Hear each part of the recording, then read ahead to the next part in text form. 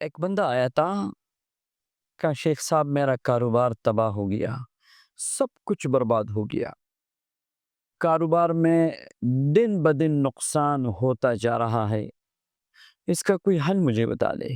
اس کو میں نے ایک عمل دیا اور اللہ تبارک و تعالی نے نقصان کو فائدے میں بدل دیا۔ یہ کون سا عمل ہے؟ آپ بھی سن لیں۔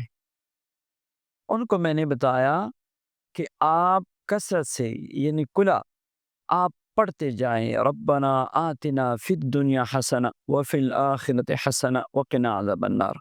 یہ نبی کریم علیہ السلام کی پیاری دعا ہے، اس میں دنیا آخرت دونوں کی خیر اور برکتوں کو جمع کیا گیا ہے۔